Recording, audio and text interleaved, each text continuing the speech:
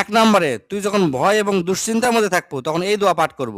দোয়াটা হলো হাসবুনাল্লাহু নি'মাল ওয়াকিল। এটা হচ্ছে হযরত ইব্রাহিম আলাইহিস সালামকে যখন আগুনে নিক্ষেপ করছিল তখন তিনি এই দোয়া পাঠ করেছিলেন। দুই নম্বরে শক্তির জন্য দোয়া, সেটা হচ্ছে লা ইলাহা ইল্লা আনতা সুবহানাকা ইন্নী কুনতু মিনাজ জালিমিন।